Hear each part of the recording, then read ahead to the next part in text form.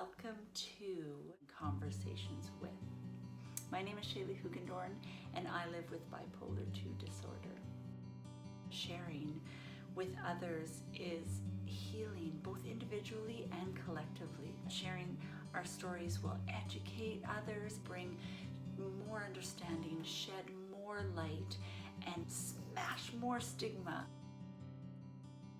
Our voices need to be heard. Our stories aren't over yet. This is Bipolar.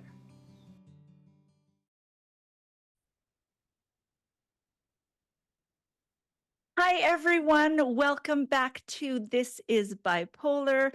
I am Shaley Hoogendoorn. I'm your host. I am a mom and a teacher. I live with bipolar 2 disorder, and I am a mental illness advocate.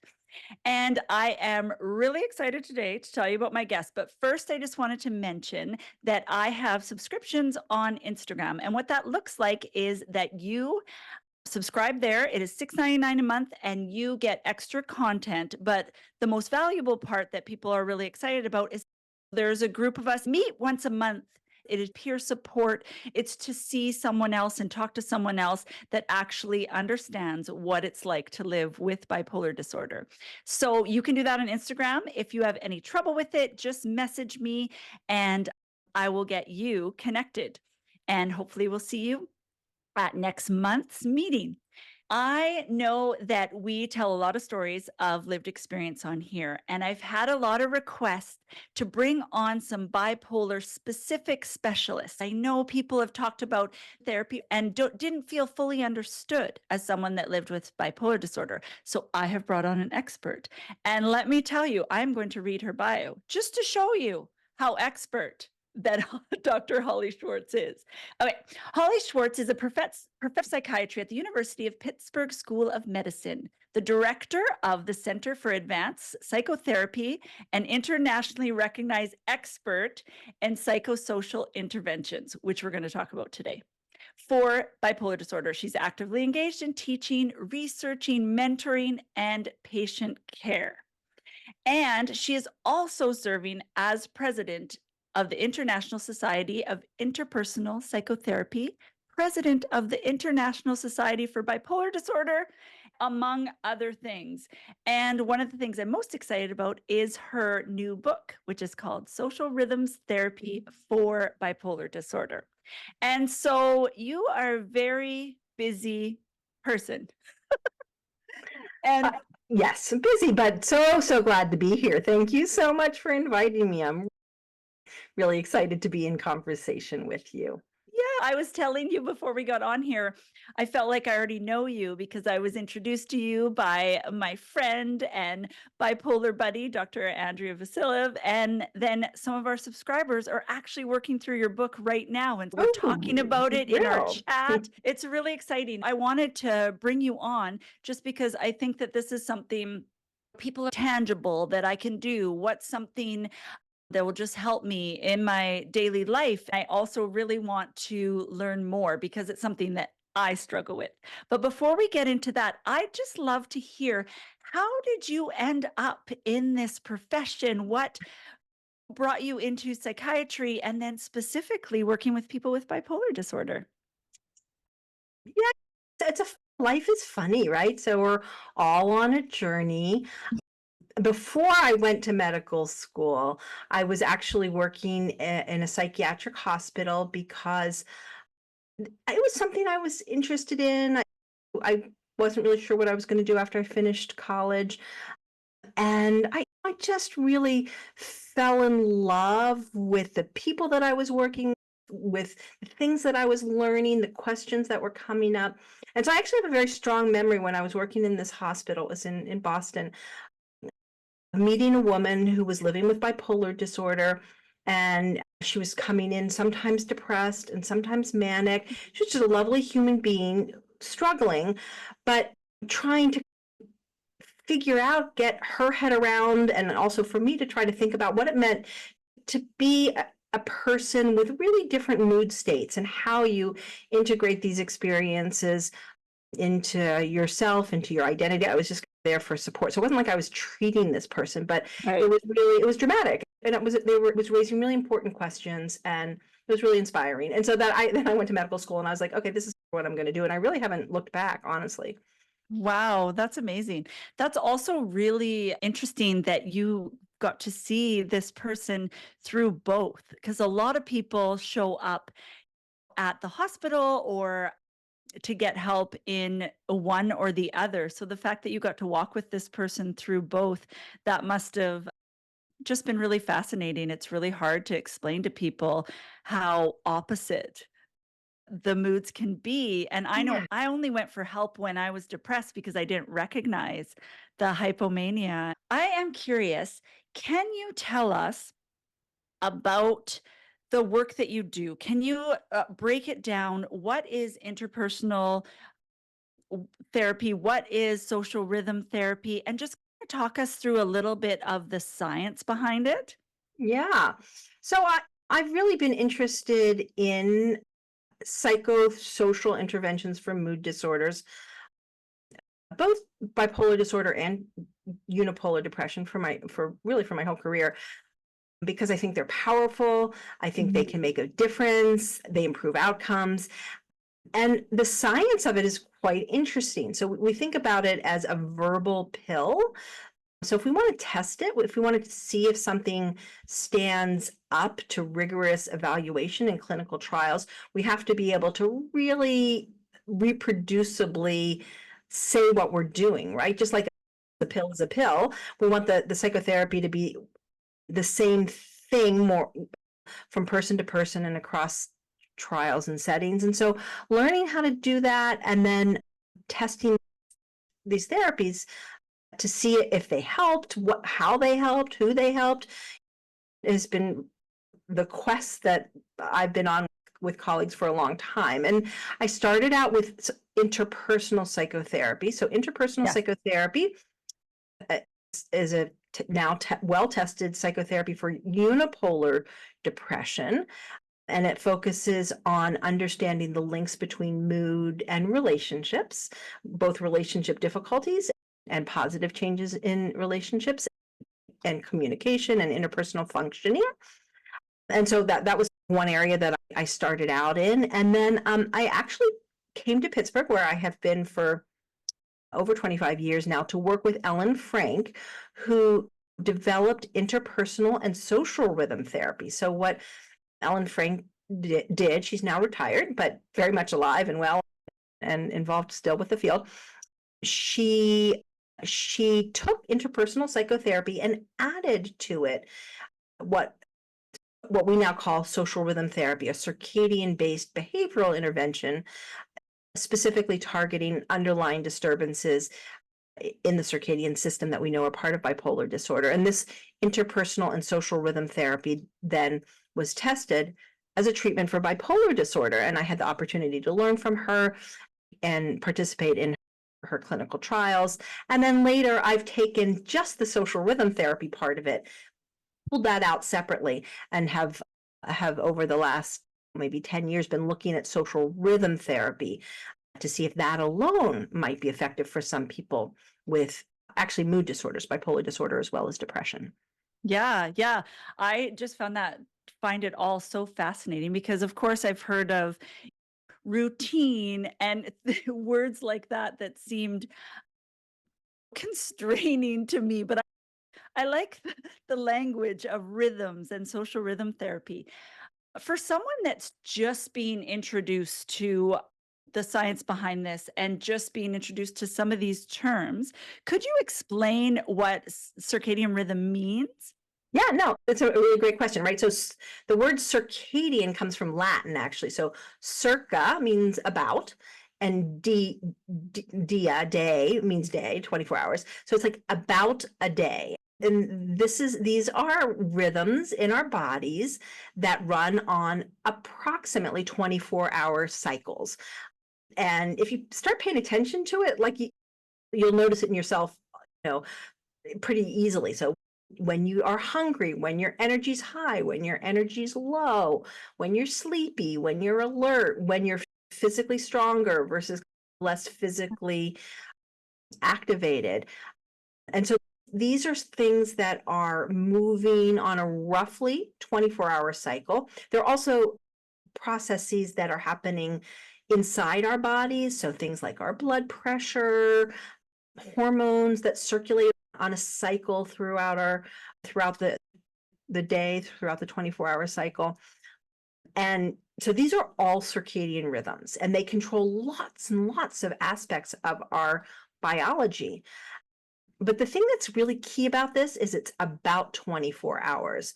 So this is a clock that kind of gets off track unless somebody reminds it when it is, right? It's about 24 hours, but it can just get off track. So we're constantly needing input to remind our brains when we are. And this is useful because we have to readjust to different environments. So it allows us to be flexibly adaptive to time changes, to moving across time zones, to the changing in the light dark cycle across seasons. And it allows our bodies to interact with these environmental cues so that we're in sync with our environment. But it can also get off cycle. The rhythms can lose the beat. And so and then we can get into trouble. And that sometimes happens with bipolar disorder.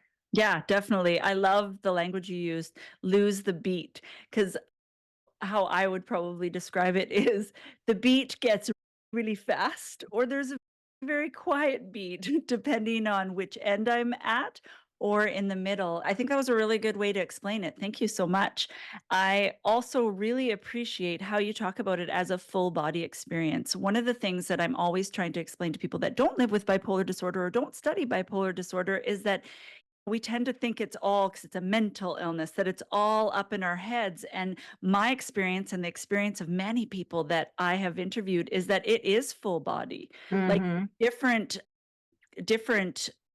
things in my system. Like I can feel it in my body when things are changing. And yeah, it almost feels, it almost takes over kind of thing. And as we go further, I just wanted to speak to people listening. This is going to possibly sound easy, but also I know that this is also not very easy, especially for those of us that live with bipolar disorder, because we know that it's a sleep disorder, energy disorder, all of those things that tie into what you're talking about.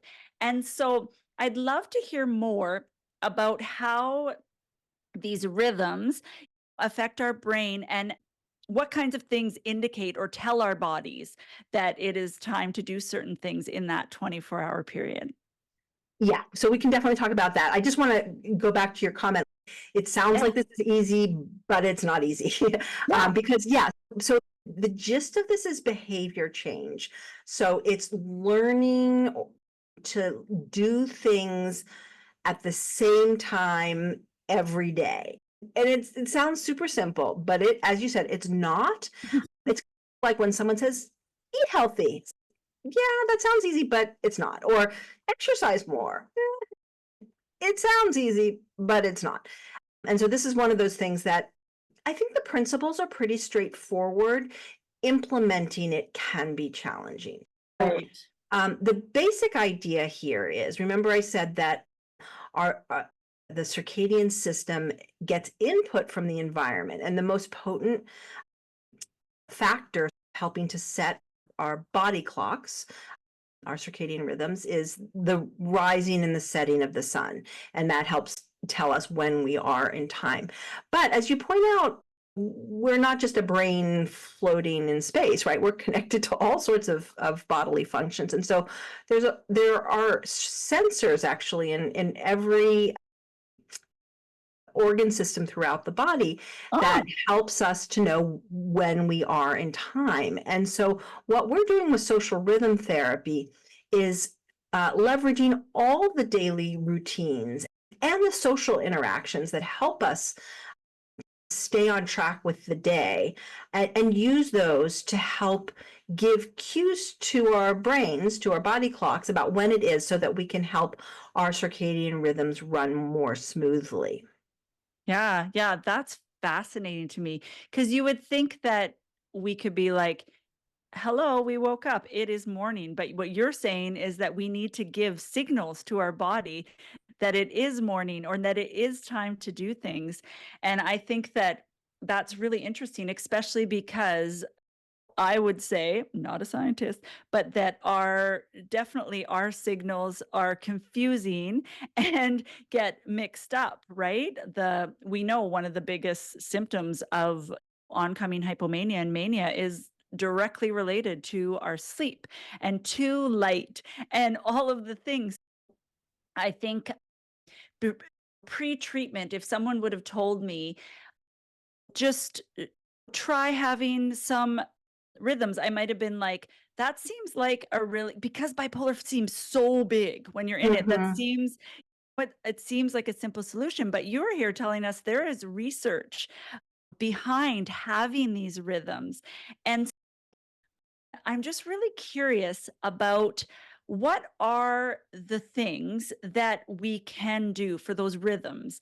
And then, yeah, I'll ask you that first. I have so Okay. many. Yeah, no, it's a great question. And you actually started to answer your own question, right? So you started talking about the more getting up in the morning. So a couple Yeah. things.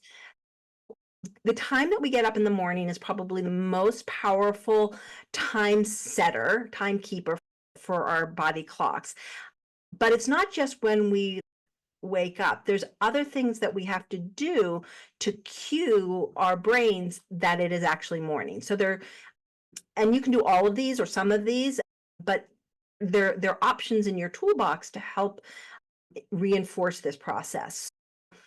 Obviously, one is light. So if you want to open your eyes and you want to get some sunlight exposure, if you're ambitious and your mood is pretty level, you might want to go for a walk, or if you're not feeling that great, even just like opening the window and sitting close to the window for a little bit. Again, it's giving information to your brain about the light cycle, which is really powerful. But there are other things that are powerful. So actually getting vertical is really helpful because Mm, when we're upright, there are sensors in our blood vessels that sense the change in position, and being upright is telling our brain, oh, there, you're walking along here, you're up for the day. So getting vertical as opposed to just lying in bed, oh, I'm up, yeah. can't get up.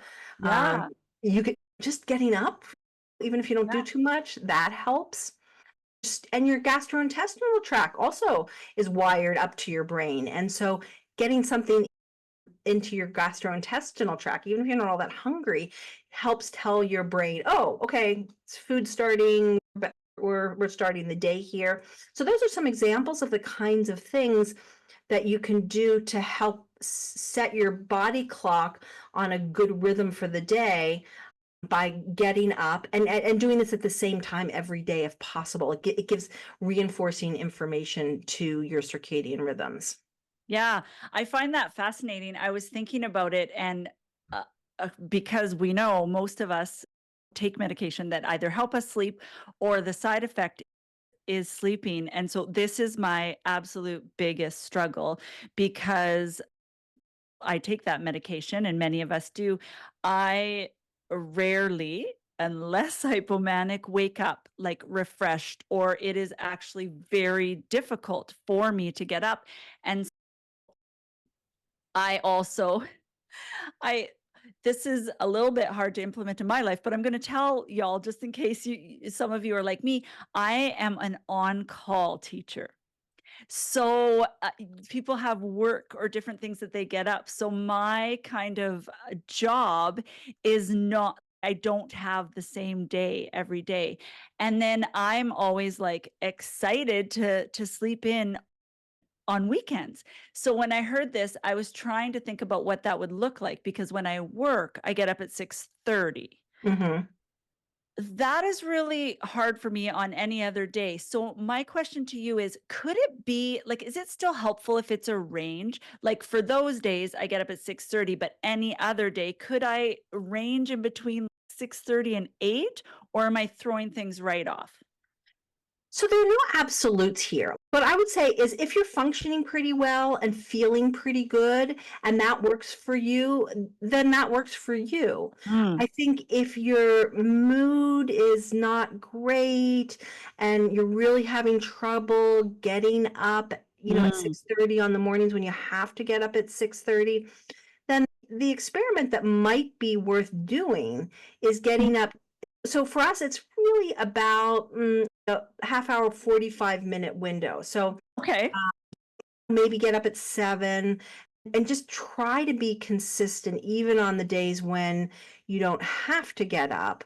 Um, Right. and see if it, for some people that helps reset their body clocks and it makes it easier to just get up when you have Yeah. to get up.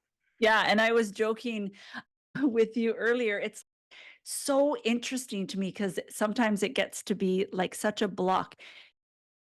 I know this is gonna some things are gonna help me, right? But it's like our brains tell us sometimes I feel like I'm stealing the night if I stay up late, or my brain will tell me, that a routine is boring. Right, right. But but I love what you're saying is that there can be a range. I like that you're telling me around 45 minutes ish. And I liked what you were saying about depending where you're at. I know that we know it's not curable. We know that we're going to have episodes in some way, shape, or form. And so, one of the things that I do that really aligns with this is when I'm starting to notice early warning signs on either side of Hmm. the spectrum, that is when I get extra strict about things because depression might come anyways, and this won't cure us, but any little step that we can do to help us feel a little bit better or maybe come out of it quicker. And I know that we want like a quick fix, right? But I think I just would really encourage everybody to try these things and just try and check in with yourself. I know that I was saying that I was excited to have you on because I don't know about other people, but when I say I'm going to do something, especially like on the internet, I'm more likely to do that. And I, But I think we all need accountability, right? Human beings, we need to be accountable to other people. And so having a buddy who yeah, works with you on this can be really a game changer. Someone who for their own reasons, whether they because they have bipolar disorder or they want to maybe try out a healthier lifestyle, but yeah. that together you can keep each other in check and go back and forth about how you're doing and troubles that you're having and doing some brainstorming and problem solving. So I think doing the accountability thing is human. Yeah, for sure.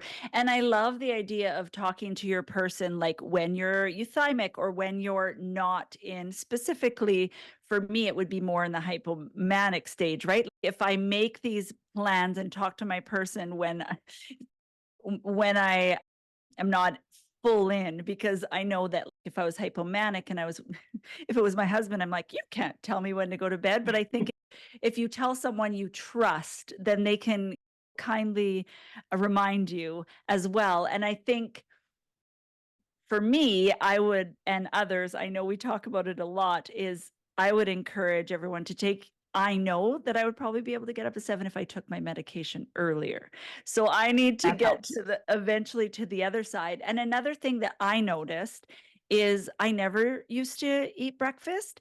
And I know a lot of people, like sometimes when you're depressed, you're not hungry, or when you're hypomanic, you're just going, so you forget. But I really noticed that one changed for me when I started, even if it was just a little something or a smoothie or just Right. something.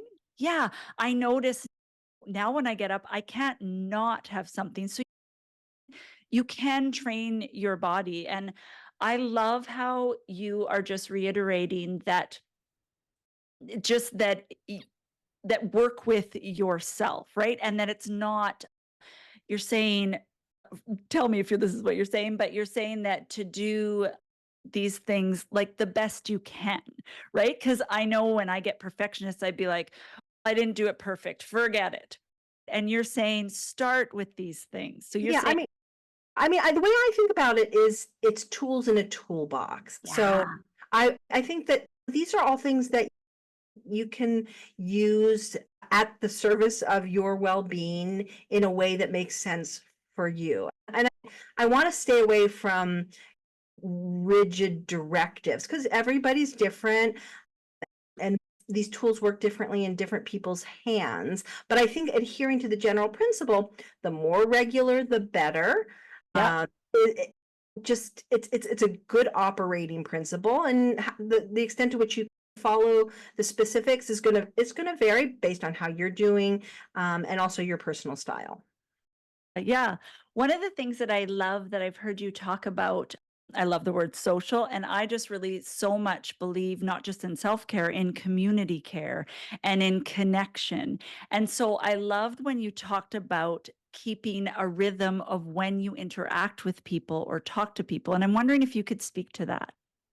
Yeah, so we track actually 5 things when we're doing the science of this, and use that to measure how regular people are. And the things that we track, and these are good signposts for all of us throughout the day, and things that we can work on in terms of specific activities that we try to anchor and in our days and be more regular with. The first is the time out of bed. We've talked about that. The second is first contact with another person. We are social beings, and our interactions with other humans helps our brains, our bodies to stay on track.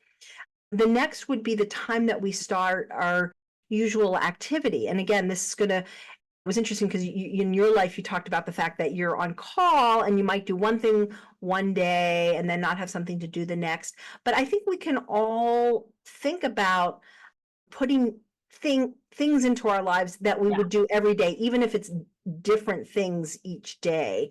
Uh, the more classic version of this is you do one thing Monday through Friday, but then you have to come up with something to do at the same time on Saturday and Sunday. It sounds like your schedule's more variable than that, but so we track that. We track the time that you have dinner, and again, remember your gastrointestinal tract at that point is saying, "Oh, it's getting close to wind down time," Yeah. and then the time you go to bed. So those are some anchors that we are really paying attention to in social rhythm therapy. And then more broadly, the context in which all of this stuff is happening, our lives, the people in our lives, our social context, because these aren't just happening in isolation, of course. Yeah. And when you talk about the time that you interact, so is there research, or do you encourage people like try and make contact with another human being like before noon, or is there an idea there? So the idea here is that it's yet another input into our circadian systems, and consistency is probably more important than the absolute time. Some of us are Okay. just grumpy in the morning and nobody really wants to talk to us. That'll be okay to wait a little bit later. And some Yeah. of us are morning people, and as soon as we're up, we want to chatter with somebody, and that's fine too. And again, so that's why this is really personalized. And I think it doesn't matter so much the absolute time you do it as the Okay. consistency, because it's helping to regularize your circadian rhythms. Yeah, yeah. So if you're someone listening, maybe that loves someone that lives with bipolar disorder, and perhaps I know a lot of people ask me, like, what can I do when my loved one is depressed or they ghost me or they're not around? It sounds like it would be really helpful for you to connect to them by sending a text or a message. And I can't guarantee that we will answer, but I think even getting that some kind of connection would really help, because I know that I have the tendency to hibernate, and I think Mhm. that I really love that. And I know I heard you mention, I think it was in another podcast, that something like, and this is very pertinent to me because as a content creator and a podcaster, a lot of my connections are online. And Mhm. so I know that sometimes like just posting isn't interactive. But is it as helpful when you're in a community? Because we have a wonderful community online that we talk back and forth. Would it count if it was like me talking to someone on Instagram, or does it have to be phone or face to face, or is it a little bit flexible? In terms of tracking first contact with another person, Yeah. we want some kind of reciprocity. And so I think like just a post doesn't really count because you don't get anything back. But if you're talking with somebody in an online community, it's interesting because most of the studies were not done or the earliest studies were not done when online communities were Right. available and active. So these are great questions. I think clearly people get lots of support from online communities, and that's terrific. And I think you can have that contact using technology. It doesn't have to be in person or by phone, but I think there has to be some kind of back and forth, some reciprocity. Yeah, I love that. That's really good. I was thinking about when you were talking about this, I was thinking about some kinds of messages that I might get or questions. And I was thinking about how it's really helpful. Like for me personally, it's really helpful to have family, right? I have Mhm, children. So mhm. there's definitely, if I don't go to work, I drive a kid to school, or I make dinner for my family. I find that when I'm alone, I get out of those rhythms. Or one thing, I had to remind myself to eat lunch when they went to school, when they were littles, because I had to make them lunch. So I was always having lunch at a certain time. And then when they went to school, I'm like, oh yeah, like I actually have to eat it myself. And I know a lot of people live alone and might not have a family to remind them of that, but I know a lot of people have pets that remind Mhm. them. Yeah, Like, pets. okay, Yeah. This is the interesting thing. All living things, including children and pets, have circadian rhythms. And if you're living with another being that has circadian rhythms, you can often tie your circadian rhythms to yeah. theirs. If you have a dog, they're going to get you out of bed, right? Because they're up. They've got this, oh, my brain is awake now, and so are you. Little kids, for sure. Yeah, I love that. My dog, it's awesome. We usually go to bed at a certain time, and if it starts to creep past that time, he like huffs at us and like moves around, and like he won't go by himself because he has his little comfy crate, but he'll huff and move around and try and get her like tell me to go to bed. I think that's pretty awesome. Yeah. Yeah, and if you're listening to this and you're someone that lives alone, or you don't have a pet, one of the things that I would suggest, one of the things that I did with the lunch thing is I actually connect with someone and that we remind each other. Or I remember during COVID, Mm. we would meet online, like on Zoom, to have lunch together because I was so I'm a huge extrovert, Dr. Holly. And Mhm. so that I needed all kinds of connection. And so I encourage people, like, find some different rhythms. That way, I think that, yeah, having that accountability, I just find, I don't know why it is, but I just find it so much harder. Just myself. I always tell myself, oh, later. But if someone else knows or is interacting with me, it's that much easier. We are social beings, right? And we take our cues from other humans. And in our kind of postmodern, sometimes fragmented world that we live in, leveraging technology for the good is really a great message because it can reproduce some of those social connections that back before electricity, we were living in communities by virtue of just we were all like living together and, Yeah. and that was we were taking cues from one another, and that's how we're wired. That's how we're biologically wired. Yeah. Yeah. That's fascinating.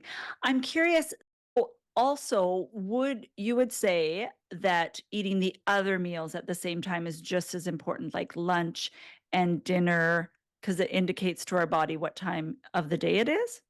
From a science standpoint, the two meals that seem to be most predictive of stable rhythms or being Yeah. consistent with meals is breakfast and dinner. Okay. But lunch also helps pace us across the day. Again, just the data primarily support breakfast and dinner, but I wouldn't dismiss lunch. I think that Yeah. these regular patterns, keeping your body on track throughout the day is definitely going to help overall and give Yeah. you a sense of consistency. Yeah, doing all of your having meals at the same time, I think can be really helpful. Yeah. Yeah. And I'm really excited because I want to ask. I'm definitely going to be doing some follow-up posts on Instagram to hear from the community just what are things that they do in certain episodes that help them. I know I talk about because I get so busy and have a really hard time slowing down when I'm hypomanic. So I have like car snacks and Mm, I put things in place so that their food is there. Maybe I'm busy or when I don't wanna make meals, I make sure I have frozen ones, or I get them mhm. delivered, or there are little tricks that you can do, and I know that some of those have really helped me, so I be love sure to. that. Those are some great suggestions. Yeah. Yeah, I've had to really find creative ways to work alongside my bipolar disorder just because just saying to myself eat lunch or just saying like when you are in the full body experience it's really hard, so if you set yourself up ahead of time Yeah. you're able to find more success. I'm really curious, what did it look like you had, I'm just trying to picture what that looks like. So you had a group of folks that lived with bipolar or unipolar disorder, and then did they like check in with you and then you measured like quality of life? What did that look like? I'm so curious. Our clinical trials, Yeah. how did we do that? People agreed, consented to participate in the studies, and we delivered the psychotherapy, and then we asked people to fill out a whole bunch of questionnaires so we Yeah. could try to understand what was happening and what was helping, what was not helping. And we also use this thing called the social rhythm metric, which is in the book that I recently published. And you can download it actually from the New Harbinger website and use that as a tracking tool. So people Yeah. filled it out every day and then brought it in, and we looked at it and we're like this, and people rate their mood, and we look at the relationship between the regularity of their routines and mood and energy, and tried to co- collaboratively problem solve what was taking you off track, what can you do differently, can you anticipate. We did a lot of this. So next week your kids are on vacation and like your whole life is Mm, going to be upended, like how's this going to affect your schedule, and like, what can you do to stay on track even though lots of things are going to be changing. So some anticipatory work, and so really getting in the weeds together to try to figure out ways first to establish regular routines and then to keep them regular. And then we measured what was happening. yeah. That's so fascinating to me. I think that's wonderful. You just brought up a really important point. And I experienced it last year because it was my first time going overseas. And we Mm, talk a lot about online the time change and even those things like 1 hour. And bipolar is just so sensitive to any kind of change. And yes. I love that you said that you helped people think about how to prepare for that. What can you speak to that? What kinds of things did you talk about, or yeah, what kind of things did people put into place for those kinds of scenarios? Yeah. So the first is just being intentional about it and thinking, so what is going to change? What is this going to look like? And some of the strategies that we use are actually to make so gradual change is easier on your circadian rhythms than abrupt changes. Okay. So if you can gradually shift things, your body can usually be like, okay, this is working. Okay. But if you go from getting up at 7 to getting up at noon, like you're like, wait, whoa, I don't know where I am. So what we work on often is like making changes to to routines to align with the new location or the new time zone Okay. ahead of time to try to make it a little bit more gradual, if possible. That's one Yeah. thing we do. The other thing we talk about is keeping some things on the same time zone as where you're coming from, even if you can't do everything. So maybe you can keep your meals more or less the same, or time that you take your medication, or the time that you interact with other people for the first time in the day. So if you can keep some of this stuff on track, that also helps to settle your circadian system. Yeah, yeah, I found that really helpful. I took my medication when like it would have been the daytime in Europe, but we were on the plane, so I took my medication for that so that it was easier to adapt instead of just staying awake on the plane, and I found that really helped because I was pretty nervous that it was going I didn't wanna throw myself into an episode when I was trying to have this our first trip ever overseas, and so I really looked into that, and I didn't ever really realize how affected I was by time Mhm, change, and over the last 2 years, I tried to do a week ahead, 15 minutes, change the bedtime and do it slowly, like you said, because mhm. I tend to be all or nothing, right? So I'm like, "I'll just change really quickly," and you're right, it doesn't usually go that well, and so, yeah, I just really encourage people I thought, "No, this isn't gonna make that much of a difference," but even, like, my husband was like, "Oh, this time change was much smoother," which was really helpful, and I love too what you said is the gradual, right? I know if you're someone listening and you're like, "Oh my goodness, I have to change everything immediately." I think what I'm taking from this is pick one thing to start with and then pick the next thing and slowly because I have a really mean inner critic that's oh you can't even do it. You can't do it perfect, just forget it all. That's not going to work for you. And I'm really excited to start with one and then move into the others. I think that Exactly. I think you're absolutely right. You don't want to make huge changes. You want to start small. You want to, try it out, see what you think. I think one of the cautionary notes on that is it can take like a week until if it's working. Give right. yourself a little, and you don't have to do it perfect the whole time, but Yeah. give yourself some time to see if it makes a difference before either going on to something else or saying, Yeah. this is really helpful." And the other thing you said, which I just also want to call out, is you said Okay. that your husband, when you guys were working together to more gradually adjust to the time change, and he was like, "Oh, that was easier." I think that was a really smart move because when you engage other people in the process, whether or not they've got bipolar disorder, again, this gets back to the accountability, the social support. And frankly, this stuff is good for anybody, right? As I say, anybody with a brain, this is going to be helpful for. And so if you know anybody with a brain, whether it's another human being or a mammal who happens to cohabitate with you, these things, these kinds of slow, gradual changes and consistency are just good pretty much for everybody.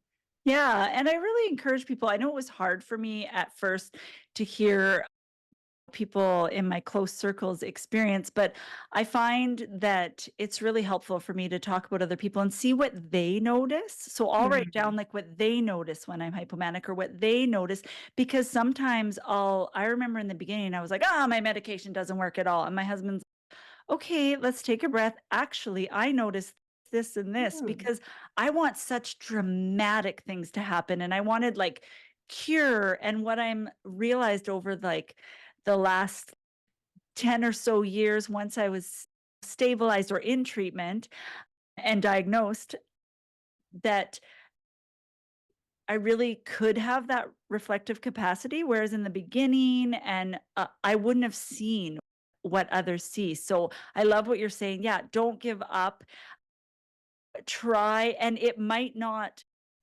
we're not promising that it's going to be miraculous, but it's going to help. And it might be really hard, but it really is going to help. And I'm hoping I'm just haven't really thought what it would look like, but I'm hoping to do almost like social rhythm challenge and do some things on the internet with folks where Oh, it's that's cool.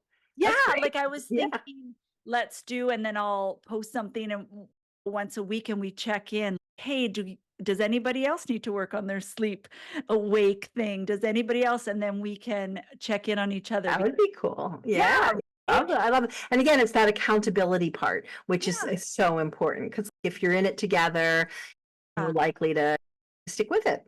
Yeah, I love that idea of not being alone in it. And so I love a challenge.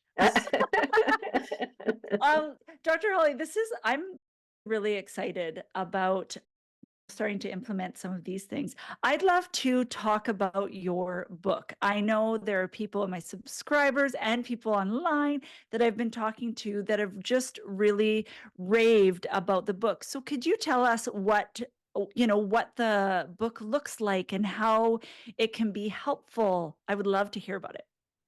So this book was a long time in the making. So this is something that we've been working on in research settings for a really long time. And I would get so many emails where people would say, "Oh, where can I get a therapist who can help me with this?" Mm. And we have trained a lot of therapists. There are a lot of good therapists, not enough, never enough, and not always easily accessible. And my goal in writing this workbook was, can we get this to, because I think these are powerful tools. I think they're really helpful tools, and I want to get them in the hands of anybody who wants to try them out. And so the goal of the workbook was to put this stuff down on paper, the stuff that we do in the clinic, the stuff like the tips and tools that we've come up with over the years, in a format that people can do in a self-guided fashion. I think it works well with therapy. It's as well in conjunction with a therapist, if you happen to have a therapist who can work with you on it. But it's written to be totally self-guided so that you can do it on your own. And it consists of information so that you have some of the stuff we're talking about right now. What are circadian rhythms? How do they work? How can we shore up our circadian rhythms? So it gives you some information, and then it's really a lot of exercises to get you thinking about the kinds of things that are anchors in your life, the kinds of activities that give us signals that our circadian system is on track or not on track. Going through these, as I said, these 5 activities that we know from research affects the regularity of our routines, and in turn predict whether we're going to have a new mood episode. So how to be systematically tracking those activities, how to problem solve if you're struggling to make changes that you want to make in order to get more regular with specific kinds of routines. A lot of the things we've been talking about again now, how to anticipate changes in disruption, and doing some worksheets around anticipating changes, focusing a lot on sleep and wake times, because that's hugely important. It's a big deal in bipolar disorder. Lots of tips, tools, and worksheets to try to help people be mindful of, attentive to sleep, and then also to make gradual changes to make it more regular. Yeah, I love that. I think that's really amazing because I feel from what I've seen from it and what I've heard from others is just sometimes it can be overwhelming just to read pure nonfiction or huge things at once. And I love how it's broken down and I love how it's interactive. And I think that's really important. And I loved also what you said about just really thinking about your own life. And I love that you're not giving an exact prescription, but yet looking at how you can realistically follow some of these things in your own life. And that just gives me a lot of hope. And we will have all Dr. Holly's information in the show notes and where you can get yourself the workbook. And yeah, I'm really excited about it. Before we wrap up, was there anything I didn't touch on or anything that you wanted to have last words about? I think that I'm so impressed with your commitment to